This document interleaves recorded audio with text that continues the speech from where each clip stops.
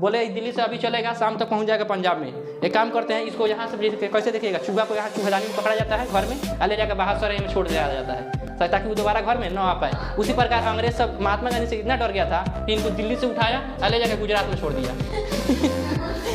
गुजरात का दूरी थोड़ा लगभग हो जाता है, समझ आया। बोला जाओ उधर अपना साबरमती सकते, युद्ध भूमि में से भाग नहीं सकते हैं। इसलिए देखिएगा अगर आर्मी के ऊपर अटैक होता है तो कोई आर्मी देखिएगा पीठ पीछे भागता नहीं है, कंधा से कंधा मिला कर लड़ता है, क्योंकि ऐसे भी मरना है वैसे भी मरना है, समझ में आया। जबकि पुलिस वगैरह में देखिएगा अगर एसपी घेरा है तो पूरा पुलिस छोड़ के भाग जाएगा, एसपी कुछ आ जाते हैं। उसमें ऐसा कोई सिस्टम नहीं रहता है।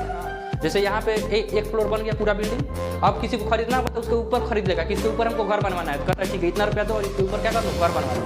तो इस तरह से फ्लोर बाई फ्लोर क्या बिकता था, जमीन बिकता था। कहाँ पे, इंग्लैंड में। तो जवाहरलाल नेहरू गए तो वहाँ पर टेंडर पास होता था कि आप 11 फीट ऊंचा घर बनवा सकते हैं। कितना फीट? 11 फीट। तो 11 फीट ऊंचा आप क्या बनवा सकते हैं घर। तो गए तो एक फ्लोर खरीदे और 10 फीट ऊंचा क्या बनवाए, घरवा बनवाए। और दूसरा आया खरीदने तो बोला ऊपर 11 फीट तक हमारा है, तुमको 1 फीट छोड़ के बनवाना पड़ेगा। तो भारत के वकील ऐसे पहुंचे वकील थे, वहाँ गोलियों का फायरिंग कर दिया। लोग यहाँ से भागना शुरू किए, जहाँ कुआं था कुआं में लोग कूदने लगे अपने जान बचाने के लिए, पूरा कुआं फुल हो गया। पार्टी चल रहा था वहाँ पे, समझ आया। और पार्टी के बीच में घुस गए, बोले ओ डायर कौन है, तो उसका तो बर्थडे मना रहा है अपना। उसी के नाम में पार्टी चल रहा है। बोला अब छुट्टा तुमको पार्टी देते हैं। गए उधम सिंह और ओ डायर के ऊपर बंदूक ताने, समझ में, किताब में से बंदूक निकाल के तान दिए। बोले याद करो आज से 20 साल पहले 1919 13 अप्रैल 1919 जलियांवाला बाग में तुम ही आदेश दिया था। उस समय हम बच्चा थे, कुछ नहीं कर पाए, लेकिन आज देखो पूरा महफिल तुम्हारा है, लोग तुम्हारे हैं, सेना तुम्हारा है, बंदूक हमारा है, गोली हमारा है। दाएं दाएं दाएं मारे उड़ गए। कौन? O Dyer. समझ में आया। ओ डायर क्या हो गया? उड़ गया। इसको मारना जरूरी भी था, समझ में आया। उस समय हम लोग एहसास दिलाया कि तुम लोग इंग्लैंड का दवाल खानकर हिंदुस्तान में आकर मार सकते हो, तो तुम लोग भी इंग्लैंड का दवाल कितना ऊंचा बना लो, हम लोग भी आएंगे घुस कर तुम्हारे घर में मारेंगे। अब वो लोग टोपी ओपी लगा के पूरा लुंगी मान के प्रदर्शन, इसमें महात्मा गांधी धोती पहन के आ गए। लोग बोले ये कौन आ गया? लाहौल बोला। देखे महात्मा गांधी बोले हम आप लोग का क्या करते हैं, समर्थन करते हैं, अंग्रेजों ने जो किया है वो गलत किया है, समझ में आया। ये ऐसा नहीं होना चाहिए, तुर्की का विभाजन नहीं होना चाहिए। आइए एक हफ्ता के अंदर में तुर्की का विभाजन क्या हो गया? रद्द हो गया। मुसलमान को लगा वाह यही हमारा मसीहा है, महात्मा गांधी क्या है? हमारा मसीहा। जय हिंद। समझिए पहले जलियांवाला बाग हत्याकांड हुआ क्यों, समझ में आया। आपको बताए थे प्रथम विश्व युद्ध चल रहा था। कौन सी चल रहा था? प्रथम विश्व युद्ध 1914 से लेकर और 1918 तक। इसमें अंग्रेजों ने कहा था कि भारतीय लोग आप हमारा क्या कीजिए, मदद कीजिए, और जब हमारा मदद कीजिएगा तो हम भारत के बारे में कुछ अच्छा सोचेंगे, ठीक है। देखिए ये भारतीयों को भी चूना लगाया है सब, समझ में आया, और मुसलमानों को चूना लगाया भी, समझ में। अंग्रेज किसी का सगा नहीं हो सकते हैं, समझ में आया। अंग्रेज किसी का भी सगा नहीं हो सकते हैं। ये मुसलमानों को भी चूना लगाया था, समझ में आया। मुसलमान का जो खलीफा होते थे वो तुर्की में बैठते थे। कहाँ बैठते थे? तुर्की में, समझ में आया। तो तुर्की को बोला था कि तुम लोग क्या करो, हमारा साथ दो, और जब क्या होगा, जब हम लोग युद्ध जीत जाएंगे तो हम लोग तुर्की का विभाजन नहीं करेंगे, और तुर्की में क्या करेंगे, खलीफा का पद जैसे वैसे बरकरार रहेगा। मतलब मुसलमानों के बारे में हम लोग क्या सोचेंगे, अच्छा सोचेंगे। और इधर भारत में आकर बोला था कि भारत के बारे में भी क्या सोचेंगे, अच्छा सोचेंगे। तो महात्मा गांधी आपको बताए थे बहुत ज़्यादा सैनिक को क्या किए, भर्ती कराए थे, इनके कैसरे हिंद का उपाधि भी मिला था, समझ में आया। तो यहाँ पे ये सब क्या किए हैं, 1918 में युद्ध क्या हो गया, समाप्त हो गया। और जैसे युद्ध समाप्त हुआ तुर्की का विभाजन कर दिया, समझ में आया। मुसलमानों को भी चूना लगाया, तुर्की का विभाजन कर दिया, खलीफा का पद क्या कर दिया, समाप्त कर दिया, समझ में आया। तो इधर मुसलमान पूरा खिलाफ हो गए। ये सब चला रहे थे खिलाफत आंदोलन 1919 में, पूरा मुसलमान क्या हो गए, अंग्रेजों के खिलाफ हो गए कि सब क्या कर रहा है, गलती कर रहा है। तुर्की का विभाजन कर दिया, वहाँ का खलीफा पद को समाप्त कर दिया। मुसलमानों को टोपी पहनने पर बैन लगा दिया गया। वहाँ की जो महिला थी उनको बुर्का पहनने पर रोक लगा दिया गया। यानी धार्मिक हस्तक्षेप करने लगे कौन, मुसलमान। मुसलमानों में कौन, अंग्रेज। तो इसके इन के खिलाफ कौन हो गए थे, मुसलमान भी हो गए थे। तभी आपको बताएंगे जस्ट इसके बाद खिलाफत आंदोलन, समझ में आया। और भारत में जब इसका विरोध होना शुरू हुआ कि तुम लोग युद्ध जीत गया है, तुम लोग बोला था भारत के बारे में क्या सोचो, अच्छा सोचो, तो तुम लोग अभी भारत को क्या नहीं आज़ाद कर रहा है, समझ में आया। तो अंग्रेज सबको भारत को क्या करना चाहिए था, आज़ाद करना चाहिए था, लेकिन वो सब आज़ाद नहीं कर रहे थे। अब यहाँ पे लोग एक से एक प्रदर्शन कर रहे थे, समझ में आया। लोग अलग अलग जगह पे धारणा कर रहे थे, प्रदर्शन, कोई कुछ कोनो आंदोलन कर रहा है, कोनो कुछ आंदोलन कर रहा है। जगह जगह लोग अंग्रेजों को क्या कर रहे हैं, घेर रहे हैं कि तुम लोग आज़ाद करो, हम लोग को क्या चाहिए, आज़ादी, समझ में आया। तो वहाँ पे क्या किया गया, जगह जगह लोग क्या कर रहे थे, प्रदर्शन कर रहे थे, और अंग्रेज लोगों को गिरफ्तार कर लेते थे। जो प्रदर्शन कर रहा था, ज़्यादा झंडा उंडा लेकर इन्होंने दौड़ रहा था, उसको अंग्रेज गिरफ्तार करके कहाँ डाल देते थे, जेल में, समझ में आया। और जेल में जब डालते थे तो भारत में एक से एक वकील, महात्मा गांधी कौन थे, वकील। पंडित जवाहरलाल नेहरू कौन थे, वकील, समझ में आया। मोतीलाल नेहरू कौन थे, वकील, समझ में, एक से एक वकील, समझ में आया। यहाँ पे आपको बताएंगे चित्तरंजन दास भी क्या थे, वकीले थे, समझ में। मैक्सिमम आप लोग को जो लड़ाई देखेंगे, सरदार वल्लभ भाई पटेल, ये भी क्या थे? वकील। तो भारत में एक से एक पढ़े लिखे क्या थे? वकील थे। समझ में आया? अंग्रेज सब भारतीयों को गिरफ्तार करके लेकर जाता था, इधर वकील जाता था, छोड़ा के लेके चला जाता था, फिर आंदोलन शुरू। अंग्रेजों भागो हमारे यहाँ से, समझ में, हमको आज़ादी दो, अंग्रेजों हमको आज़ादी दो। क्योंकि 1918 में इन लोगों ने क्या किया था? मदद किया था, और जो मदद किया था वो तो अपना पुरस्कार खोजबे करेगा। अंग्रेज सब बोले ये तो बहुत खतरनाक है सब। आप लोग देखिएगा आज़ादी का जो लड़ाई है वो इसी के दम पर लड़ा गया है, वकीलों के दम पर ही लड़ा गया है। समझ में आया? अभी भी देखिएगा पुलिस से वकील से नहीं अजुराता है। समझ में आया? देखिए एगो मास्टर साहब थे, समझ में आया, और एक वकील साहब थे। वकील साहब का एगो कुआं था, क्या था? कुआं, ऐसे कुआं था जिसमें इनार, समझ में आया? तो इनार को एगो मास्टर से बेच दिए। किससे बेच दिए? मास्टर से बेच दिए। तो इनार को किससे बेच दिए? मास्टर से। और कौन थे? वकील। और वकील पढ़े लिखे। जब इसे बेच दिए तो इससे बोले कि तुम हमको क्या करो? टैक्स दो। क्योंकि कुआं तुम्हारा है, पनिया थोड़ी तुम्हारा है, पनिया तो अभी हमरे है। कौन बोले? वकील। जाकर केस कर दिए कि जो मास्टर है, मास्टर हमारा पानी कहाँ लेकर जा रहा है, उसको हम कुआं बेचे हैं, पानी थोड़ी बेचे हैं। हम मास्टर साहब भी चले गए, मास्टर भी पहुंचे, वो भी चले गए अदालत में। बोले कि वकील से कहिए कि हमारे कुआं में से पानी हटा लेना, तो हमको भाड़ा दे। ना तो हमको उसका क्या दे? रेंट दे। तो वकील सब के पास इतना दिमाग होता है, अरे भाई मास्टर हर जगह मास्टर रहता है। तुमको भी कोनो मास्टर पढ़ा के क्या बनाया होगा? वकील बनाया होगा। समझ में आया? इसी तरह से यहाँ पे जवाहरलाल नेहरू थे। कौन थे? जवाहरलाल नेहरू। जवाहरलाल नेहरू गए थे इंग्लैंड में। इंग्लैंड में पहले घर बेचने का व्यवस्था था, फ्लोर बाई फ्लोर बिकता था। फ्लोर समझते हैं ना? जैसे यहाँ पे एक फ्लोर बन गया पूरा बिल्डिंग, अब किसी को खरीदना होगा तो उसके ऊपर खरीद लेगा, किसके ऊपर हमको घर बनवाना है, तो कहता है ठीक है इतना रुपया दो और इसके ऊपर क्या कर लो? घर बनवा लो। तो इस तरह से फ्लोर बाई फ्लोर क्या बिकता था? जमीन बिकता था। कहाँ पे? इंग्लैंड में। तो जवाहरलाल नेहरू गए तो वहाँ पे टेंडर पास होता था कि आप 11 फीट ऊंचा घर बनवा सकते हैं। कितना फीट? 11 फीट। 11 फीट इनफ हो गया। यहाँ 11 फीट पर ढलैया भी होता है। तो 11 फीट ऊंचा आप क्या बनवा सकते हैं? घर। तो गए तो एक फ्लोर खरीदे और 10 फीट ऊंचा क्या बनवाए? घरवा बनवाए। और दूसरा आया खरीदने तो बोला ऊपर 11 फीट तक हमारा है, तुमको 1 फीट छोड़ के बनवाना पड़ेगा। तो भारत के वकील ऐसे पहुंचे वकील थे वहाँ पे। समझ में? ऊपर अब 1 फीट का हवा में लटका के मारेगा, 1 फीट तुम्हारा कैसे छोड़े 1 फीट। तो फिर यहाँ के कानून में क्या किया गया? संशोधन किया गया। समझ में आया? तो भारत का जो आज़ादी का लड़ाई है किसके दम पर लड़ा गया है? वकीलों के दम पर ही लड़ा गया है। तो इस तरह से एक भारत में क्या थे? वकील। अब भारत में क्या थे? जब आंदोलन होता था, अंग्रेज गिरफ्तार करके ले गए, भारतीय वकील छुड़ा के लेके चलाते थे, फिर आंदोलन शुरू, अंग्रेज तंग आ गया। तो उस समय भारत का जो वायसराय था उसका नाम था, वायसराय बोले राज्य सचिव था जिसका नाम था चेम्सफोर्ड। कौन सी नाम था? चेम्सफोर्ड। आपको बताया था 1857 की क्रांति के बाद से राजा का चमचा आएगा जिसका नाम क्या रहेगा? वायसराय। और उसके वायसराय के ऊपर एक बेलचा आएगा जिसका नाम क्या होगा? राज्य सचिव। तो वही बेलचा का नाम क्या है? राज्य सचिव। राज्य सचिव अभी कौन है? चेम्सफोर्ड। चेम्सफोर्ड पूरा परेशान हो गया, बोला इन लोगों के आंदोलन रोकने का कोनो उपाय नहीं है, बार बार हम लोग लेकर जा रहे हैं, ये सब छोड़ा के लेकर चल जा रहा है, तो आप क्या कीजिए। ये गया एक जज के पास, जज का नाम था सर सिडनी रॉलेट। क्या नाम था? Sir Sydney Rowlatt. रॉलेट के पास गया और बोला कि आप एक ऐसा कानून लाइए जिसमें अगर भारतीयों को हम लोग एक बार गिरफ्तार कर लें तो केवल शक के आधार पे क्या करना है? गिरफ्तार करना है, और वहाँ कोई दलील न सुने। यानी अगर दरोगा गिरफ्तार करने जाए तो देखिएगा आदमी दलील देता है, महाराज हम थोड़ी थे, फलानवा था, हम नहीं थे, आप गलती में हमको गिरफ्तार करके ले जा रहे हैं, तो आदमी अपना दलील देता है। समझ में आया? तो बिना दलील का कानून, यानी कोई दलील नहीं सुना जाएगा। गिरफ्तार हो जाता है आदमी तो आदमी एक अपना वकील रखता है, और वकील जाके उसको छोड़ा कर क्या करता है? लाता है। तो कहता है बिना वकील का कानून, मतलब आप तुमको वकील भी नहीं रखने दिया जाएगा। अब बिना अपील का कानून, अगर आप गिरफ्तार हो जाते हैं तो आपका ये अधिकार है कि आप जाकर हाई कोर्ट, सुप्रीम कोर्ट या डिस्ट्रिक्ट कोर्ट में क्या कीजिए? आप अपील कीजिए कि हमको ये झूठ मूठ में गिरफ्तार किया है, जज साहब आप इस पर क्या कीजिए? फैसला सुनाइए। तो आप कहीं अपील भी नहीं कर सकते थे।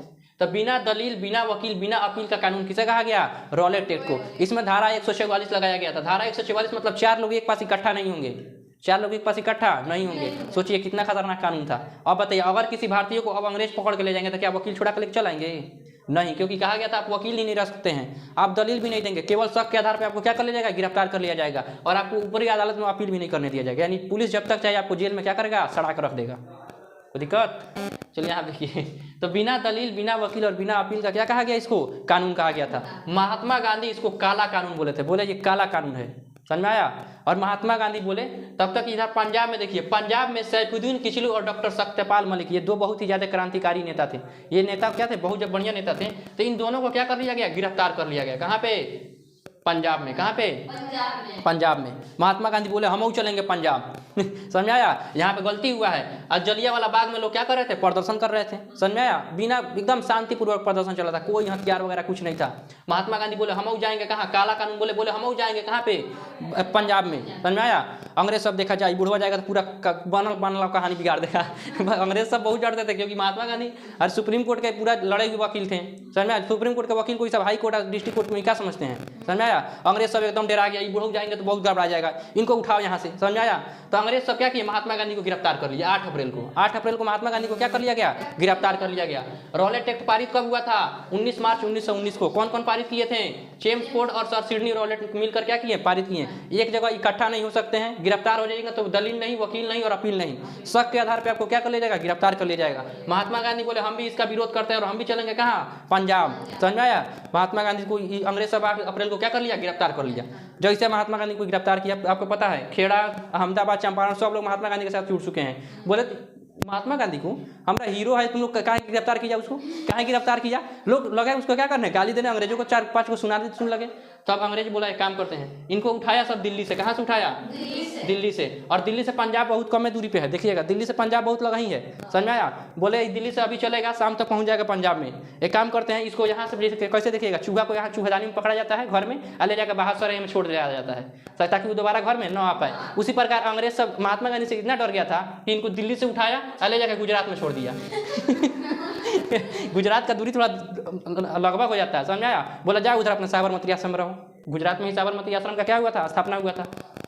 बोले सब कि जाओ वहाँ पे क्या करो, गुजरात में रहो। महात्मा गांधी बोले छोटा ही सब ऐसा जगह पर लाकर ठेल दिया कि अब यहाँ से जाना भी शुरू करेंगे तो बहुत दिन लग जाएगा जाते जाते, समझ में आया। तो चूहादानी वाला काम किए थे किसके साथ, महात्मा गांधी के साथ, इतना डर गए थे। तो महात्मा गांधी को कहाँ से उठाया, दिल्ली से ले जाकर कहाँ छोड़ दिया, गुजरात में ले जाकर छोड़ दिया, ताकि ये बुढ़ऊ वहाँ न पहुँच पाए, समझ में आया। तब तक इधर जलियांवाला बाग में 13 अप्रैल 1919 में हजारों की संख्या में लोग जलियांवाला बाग में क्या हो गए, इकट्ठा हो गए। जबकि कानून में था धारा 144, यानी कि आप 4 आदमी एक पास इकट्ठा नहीं हो सकते हैं, और यहाँ हजारों की संख्या में लोग कहाँ हो गए, जलियांवाला बाग में इकट्ठा हो गए। ये बात एक भारतीय ही था। आपको पता है कि विभीषण और जयचंदों की यहाँ पे कमी नहीं है भारत में, समझ में आया। कोई ना कोई सूचना लीक करिए देता है, समझ में आया। आप लोग अपने गांव मोहल्ला में नहीं बनता होगा, गांव मोहल्ला का सूचना कौन ले जाकर कहीं दे देता है, समझ में आया। तो यहाँ जलियांवाला बाग में एक हंसराज नामक व्यक्ति था। कौन था, हंसराज, समझ में आया। देखिए यहाँ पे 13 अप्रैल 1919 को जलियांवाला बाग में हजारों की संख्या में लोग बैठकर क्या कर रहे हैं, बात विचार कर रहे हैं कि सत्यपाल मलिक और डॉक्टर सत्यपाल मलिक और किसको, सैफुद्दीन किचलू को गिरफ्तार किया गया, ये सही बात नहीं है। हमको अंग्रेजों के खिलाफ क्या करना चाहिए, प्रदर्शन करना चाहिए। रॉलेट एक्ट बढ़िया कानून नहीं है, इसको काला कानून महात्मा गांधी खुद बोले हैं, बिना दलील वकील और अपील का कानून है, इस बढ़िया कानून नहीं है। लोग अभी ऐसा बात विचार कर रहे थे। समझ में, उस दिन बैसाखी का त्यौहार था। वैसे कौन सी का बैसाखी, पंजाब वगैरह में देखिएगा जब अथी का कटैया हो जाता है, गेहूं वगैरह का कटैया हो जाता है, समझ में आया, तो उस समय क्या मनाया जाता है, बैसाखी का त्यौहार मनाया जाता है, समझ में आया। उसमें लोग बहुत ज़्यादा खुश रहते हैं, समझ में आया। तो बैसाखी के त्यौहार के दिन ये जलियांवाला बाग में बैठकर क्या कर रहे थे, अपना निर्णय, अपना शांतिपूर्वक एकदम, कोई हथियार वगैरह कुछ नहीं था, कोई लाठी उठी तक कोई आदमी नहीं रखा था, समझ में आया। जलियांवाला बाग का आप लोग का स्ट्रक्चर देखिएगा, ये जलियांवाला बाग, समझ में आया। जलियांवाला बाग में एक ही रास्ता था। कितना रास्ता था, एक ही रास्ता था, वो भी पतला रास्ता, इस तरह से एक बार में एक ही आदमी जाएगा, एक ही आदमी क्या हो सकता है, निकल सकता है, एकदम पतला रास्ता था। और बीच में एक कुआं था, बीच में क्या था, एक कुआं था। उस कुआं में से पानी उनी भर के आप लोग क्या कर सकते हैं, पी सकते हैं। और बीच में यहाँ पे क्या था, एक दरवाजा था, मात्र एक ही दरवाजा था। लोग छड़क के भी नहीं भाग सकते क्योंकि दीवार थोड़ा सा क्या था, ऊंचा था। तो ये जलियांवाला बाग में लोग बैठ कर क्या कर रहे थे, आंदोलन कर रहे थे। तभी हंसराज नामक एक छोटा व्यक्ति जाकर अंग्रेजों को क्या कर दिया, सूचना दे दिया कि वहाँ पे जलियांवाला बाग में आप धारा 144 लगा रहे हैं। वहाँ पे बहुत सारे व्यक्ति बैठकर क्या कर रहे हैं, आंदोलन कर रहे हैं। ये बात पता चला पंजाब के ओ डायर को। किसको, पंजाब के ओ डायर को। पंजाब के ओ डायर को जब बात पता चला तो ये गुस्सा में बुला लिया आर डायर को।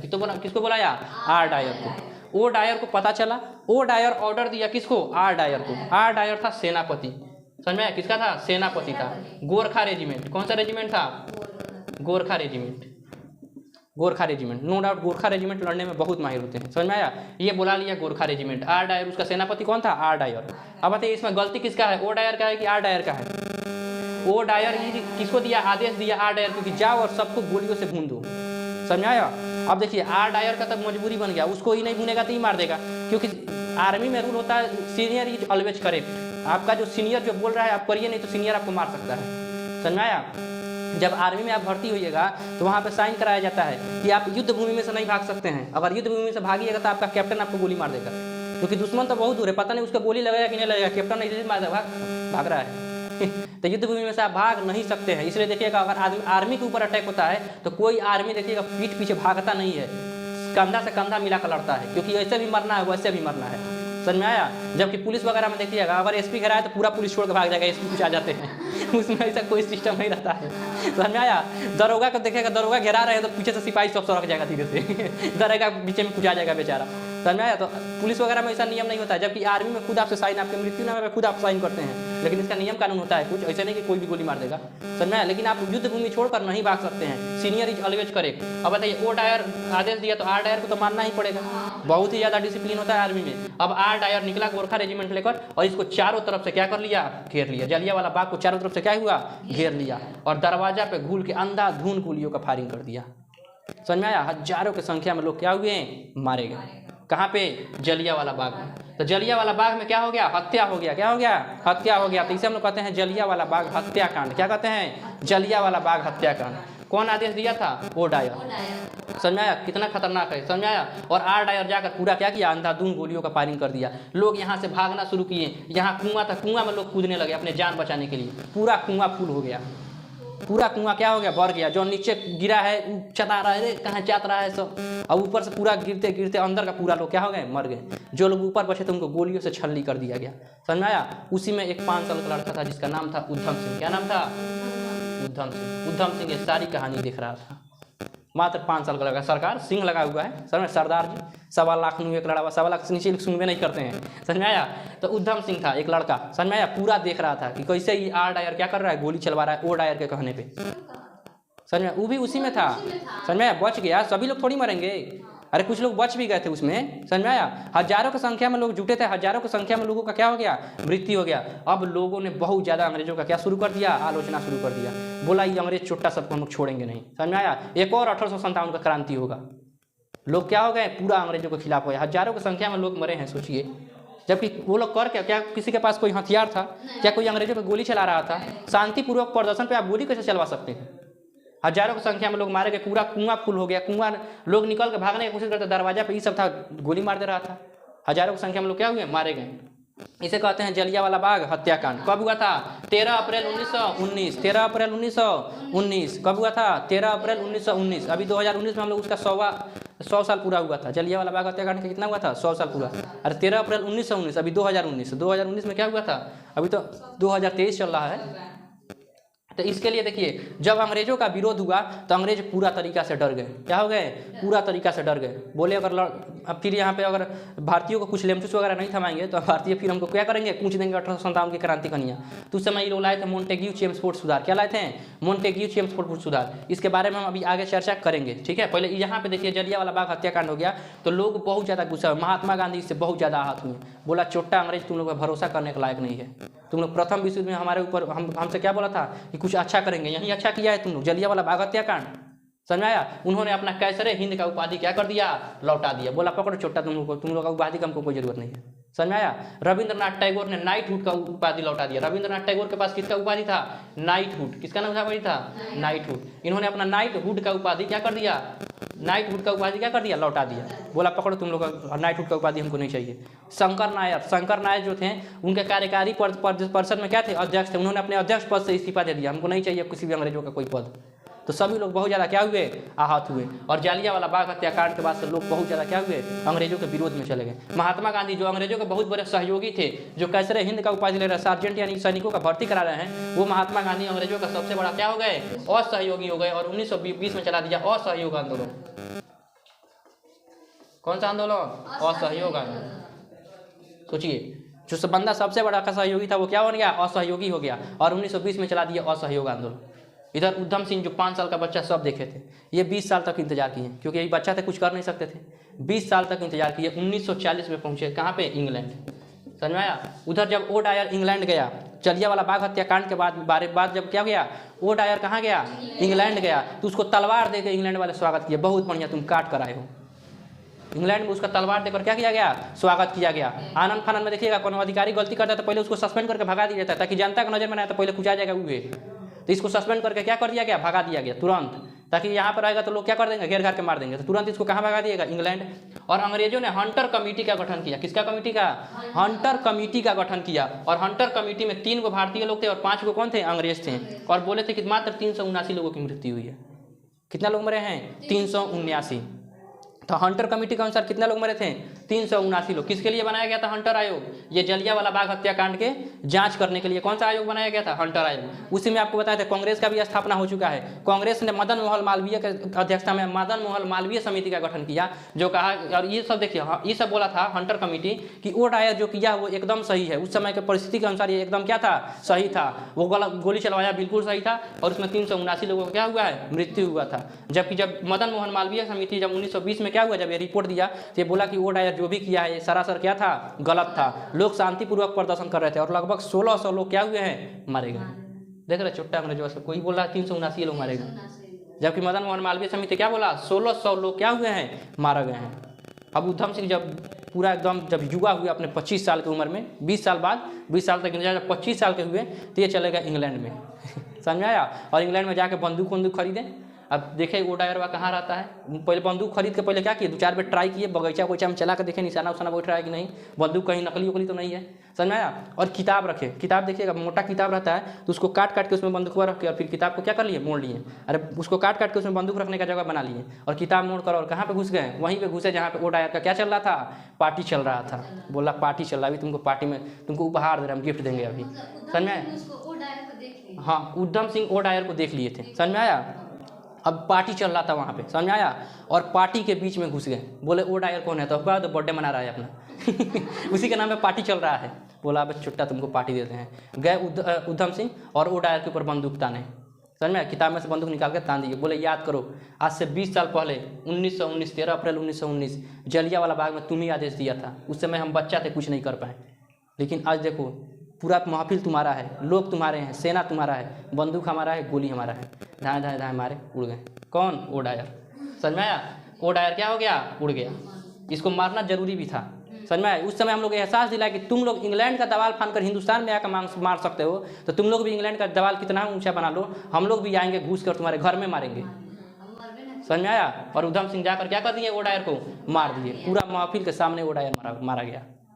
तब वहाँ पे इंग्लैंड वासियों के अंदर दहशत फैला कि वाकई में इंडिया में क्या है, एक से एक क्रांतिकारी वीर हैं, समझ में आया। बाद में उधम सिंह को पकड़ के क्या कर दिया गया, फांसी वो सब छोड़ता थोड़ी था अंग्रेज सब, जिसको मन बना लिया कि फांसी देना है मतलब फांसी देना है, तो ओ डायर को उधम सिंह जाकर क्या कर दिए थे, मार दिए थे। कोई दिक्कत, तो ओ डायर क्या हुआ, मारा गया, कोई दिक्कत। तो ये पूरा क्या था, जलियांवाला बाग हत्याकांड। बैकग्राउंड समझ में आया। लोग क्या करते थे, बार बार आंदोलन करते थे। पहले ये आया कहाँ से था, अब आंदोलन हो क्यों रहा था, क्योंकि प्रथम विश्व युद्ध में इन्होंने क्या कहा था कि सहयोग कीजिए, हम क्या करेंगे, आज़ादी देंगे या फिर कुछ ऐसा सोचेंगे। अंग्रेज कुछ अच्छा नहीं किया, अंग्रेज बार बार भारतीय आंदोलन कर रहे थे, भारतीय को पकड़ के सब ले जा रहे थे, वकील सब छुड़ा के लेकर चला आ रहा था। इसीलिए कौन सी लाया गया था, रॉलेट एक्ट, ताकि भारतीयों को छुड़ाया न जा सके। शक के आधार पर काला कानून कहा गया इसको, बिना दलील बिना वकील बिना अपील का कानून कहा गया। ये अभी भी हमारे संविधान में है, आर्टिकल 24 का 4 अभी भी हमारे संविधान में है, समझ में आया। जो कानून का महात्मा गांधी विरोध कर रहे थे, सभी भारतीय विरोध कर रहे थे, भारतीय संविधान में अभी भी 24 के 4 में है, लेकिन ये सभी पे लागू नहीं होता है, समझ में आया। इसको निवारक निरोध अधिनियम कहा जाता है। जब पॉलिटी बताएंगे तो वहाँ पे बताएंगे, ठीक है। तो ये अभी भी हमारे संविधान में है। इसको महात्मा गांधी काला कानून बोले थे। 8 अप्रैल को वो भी जा रहे थे, लेकिन उनको चूहादानी खनिया दिल्ली से पकड़ के गुजरात छोड़ दिया गया, ले जाओ उन्हें, बुढ़वा जाएगा और बवाल करा देगा अरे बुढ़वा हम वैसे ही कह रहे हैं, बहुत महान व्यक्तित्व थे। पंजाब में सफीदुद्दीन किचलू और सत्यपाल मलिक, डॉक्टर सत्यपाल मलिक को क्या कर लिया गया, गिरफ्तार। उसके विरोध में 13 अप्रैल 1919 में जलियांवाला बाग में लोग क्या कर रहे थे, बैसाखी के त्यौहार के दिन क्या कर रहे थे, आंदोलन कर रहे थे, एकदम शांतिपूर्ण। इसका सूचना हंसराज नामक व्यक्ति ओ डायर को दिया। ओ डायर अपना रेजिमेंट बुला दिया, आर डायर सेनापति गोरखा रेजिमेंट लेगा, क्या कर दिया, पूरा का पूरा गोली से भुनवा दिया, जिसको क्या कहते हैं, जलियांवाला बाग हत्याकांड। अंग्रेजों ने ओ डायर को सस्पेंड करके कहाँ बात भेज दिया, इंग्लैंड। वहाँ पे उसका स्वागत किया गया और इधर हंटर कमेटी का गठन करके क्या कहा, जिस आयोग में 3 भारतीय और 5 अंग्रेज थे, और बोला गया कि 379 लोग का मर्डर हुआ है, मतलब हत्या हुआ है। और उस समय जो हुआ था, ओ डायर एकदम क्या किया था, सही किया था। बाद में मदन मोहन मालवीय समिति का गठन हुआ। उन्होंने कहा कि 1920 में कि जो भी हुआ बहुत ज़्यादा क्या था, सरासर गलत था, उसमें 1600 लोगों की क्या हुई है, मृत्यु हुई है। उधम सिंह 1940 में जाकर किसको निपटा दिए, ओ डायर को निपटा दिए, समझ में आया। तो ये पूरा क्या था, जलियांवाला बाग हत्याकांड। अब आपको बताते हैं खिलाफत आंदोलन, क्योंकि आपको बताए थे 1919 में 1918 में क्या हुआ था, अंग्रेज क्या हुए थे, द्वितीय विश्व युद्ध जीत गए और तुर्की का विभाजन कर दिए। तुर्की का क्या कर दिए, विभाजन कर दिए। तो तुर्की जैसे तुर्की को कई भाग में क्या कर दिए थे, बांट दिए थे। अब नक्शा के मैप पे आपको तुर्की दिखा देते हैं। यहाँ पे देखिए ये क्या है, तुर्की दिखा दिया, यहाँ पे क्या है, तुर्की। अब देखिए तुर्की का क्या कर दिया अंग्रेज, विभाजन कर दिए। जस्ट यहाँ पे आप इंग्लैंड देखिए, इंग्लैंड यहाँ तुर्की में क्या कर दिए, विभाजन, और तुर्की को कई भाग में क्या कर दिए, बांट दिए। तुर्की को कई भाग में क्या कर दिए, बांट दिए। यहाँ का मुसलमानों को क्या कर दिया, टोपी पहनने पर रोक लगा दिया, महिलाओं को बुर्का पहनने पर रोक लगा दिया। समझ में आया। यहाँ के खलीफा के पद को क्या कर दिया गया था, समाप्त कर दिया गया था। खलीफा के पद को क्या कर दिया गया, समाप्त कर दिया गया। अब खलीफा क्या होता है, मुसलमानों में जो बहुत ज़्यादा धर्म के ज्ञाता होते हैं उनको क्या कहता है, खलीफा। देखिए मोहम्मद साहब जो थे वो आखिरी पैगंबर थे। मुसलमानों में मोहम्मद साहब क्या थे, आखिरी पैगंबर थे। उनके बाद से उन्होंने कहा था कि अब पैगंबर को यहीं पे क्या किया जाता है, समाप्त किया जाता है, और सबसे जो अधिक जानकार वाले व्यक्ति होंगे उनको क्या कहा जाएगा, खलीफा कहा जाएगा। और यही खलीफा मुसलमानों का जो भी क्या है नियम कानून है उसमें क्या करेंगे, अपना देख रेख करेंगे। तो ये खलीफा पदे को ये सब क्या कर दिया, समाप्त कर दिया। मुसलमान भड़क गए, समझ में आया। और मुसलमान जगह जगह क्या शुरू कर दिए हैं, खिलाफत आंदोलन, मतलब हम अंग्रेजों का क्या है, खिलाफ है, समझ में आया। और 1919 में ही क्या हो गया था, खिलाफत आंदोलन। 1919 में क्या हो गया, खिलाफत आंदोलन। इस खिलाफत आंदोलन की महात्मा गांधी देखे। अब देखिए महात्मा गांधी के साथ ये सब बोल रहे हैं महात्मा गांधी कि हम बहुत बड़ा क्या करते हैं, आंदोलन करते हैं। मतलब 1919 का जब जलियांवाला बाग हत्याकांड हुआ जिसमें महात्मा गांधी क्या बोले, हम बहुत बड़ा आंदोलन करेंगे जिसका नाम क्या होगा, असहयोग आंदोलन। लेकिन इसके लिए हमको सभी व्यक्तियों का साथ चाहिए, सभी लोगों का क्या चाहिए, साथ चाहिए। अब महात्मा गांधी का थोड़ा दूरदर्शिता देखिए, समझ में आया। इनको बताइए चंपारण में किसानों का सहयोग मिल चुका है कि नहीं मिल चुका है, मिल चुका है। खेड़ा और अहमदाबाद में मजदूर भी इनके क्या हो चुके हैं, साथ आ चुके हैं। मजदूर भी क्या आ चुके हैं, साथ आ चुके हैं। ये शराब के धूर्त विरोधी थे, समझ में आया, इसीलिए महिलाएं भी इनके साथ थीं। महिला सबको देखिएगा, नीतीश कुमार यहीं से कॉपी किए हैं। बिहार में वोट पाने के लिए शराब बंद, पूरा महिला ले जाकर किसको वोट डाल दी, नीतीश कुमार को। नीतीश कुमार जीत गए। यहीं से सब इतिहास से ही सब सीखा गया है सब, समझ में आया। इसलिए इतिहास को थोड़ा सा डीपली बढ़िया से पढ़िए, समझ में आया। तो महिला भी किसके साथ आ गई, किसके साथ, महात्मा गांधी के साथ। आज देखिएगा पढ़ा लिखा जो व्यक्ति होता है उसको सब पता है कौन बढ़िया कर रहा है कौन खराब कर रहा है। महात्मा गांधी बढ़िया कर रहे थे, खराब कर रहे थे, बढ़िया। इसका मतलब पढ़ा लिखा व्यक्ति यानी स्टूडेंट भी किसके साथ आ गया, विद्यार्थी, ये भी किसके साथ आ गया, महात्मा गांधी के साथ। देखिए हर एक वर्ग जुड़ चुका है, बस एक ही वर्ग नहीं जुड़ा जिसका नाम क्या है, मुसलमान वर्ग। क्या मुसलमान अभी महात्मा गांधी के साथ है, नहीं। और मुसलमान कौन सा आंदोलन कर रहा है, खिलाफत आंदोलन। महात्मा गांधी को पता था कि धर्म में हस्तक्षेप किया अंग्रेज सब आज नहीं तो कल तुर्की विभाजन सबको क्या करना पड़ेगा, रद्द करना पड़ेगा, समझ में आया। तो ये बोले कि हम चलते हैं और मुसलमानों का ही क्या कर देते हैं, मदद कर देते हैं। तो ये असहयोग आंदोलन जो था, खिलाफत आंदोलन जो चल रहा था वो मोहम्मद अली और शौकत अली, शौकत बंधु का, इनको क्या अली बंधु कहा जाता है, समझ में। तो मोहम्मद अली और शौकत अली मिलकर क्या चलाते हैं, खिलाफत आंदोलन चलाए थे। कहाँ पे, भारत में। ये तो जगह जगह हो रहा था लेकिन भारत में भी हो रहा था। भारत में खिलाफत आंदोलन कौन चलाए थे, मोहम्मद अली और शौकत अली। और दिल्ली में फिरोज शाह कोटला मैदान, अभी उसका नाम रख दिया गया अरुण जेटली मैदान, समझ में। तो फिरोज शाह कोटला मैदान में जाकर ये लोग क्या कर रहे थे, प्रदर्शन कर रहे थे। अब वो लोग टोपी ओपी लगा के पूरा लुंगी उंगी बांध के प्रदर्शन, इसमें महात्मा गांधी धोती पहन के आ गए। लोग बोले ये कौन आ गया, लाहौल वाला। देखिए महात्मा गांधी बोले हम आप लोग का क्या करते हैं, समर्थन करते हैं। अंग्रेजों ने जो किया है वो गलत किया है, समझ में आया। ये ऐसा नहीं होना चाहिए, तुर्की का विभाजन नहीं होना चाहिए। आइए एक हफ्ता के अंदर में तुर्की का विभाजन क्या हो गया, रद्द हो गया। मुसलमान को लगा वाह यही हमारा मसीहा है, महात्मा गांधी क्या है, हमारा मसीहा है। अब तुर्की का विभाजन रद्द करा दिया, जबकि तुर्की का विभाजन पहले से तय था कि नहीं था, रद्द हो जाएगा। लेकिन महात्मा गांधी एक हफ्ता लेट किए रहते थे, क्या मुसलमानों का सपोर्ट मिलता, नहीं। लेकिन मुसलमानों का सपोर्ट पूरा किसके साथ जुट गया, महात्मा गांधी के साथ। यानी समाज का हर एक वर्ग अब किसके साथ आ गया, महात्मा गांधी के साथ। महात्मा गांधी बोले लोहा गर्म है, मारो हथौड़ा, मारो अंग्रेजों को और यहाँ से क्या करो, भगा दो। महात्मा गांधी ने कहा हम चलाते हैं अब असहयोग आंदोलन। कौन सा आंदोलन, असहयोग आंदोलन। 1920 में शुरू हो गया कौन सा आंदोलन, असहयोग आंदोलन।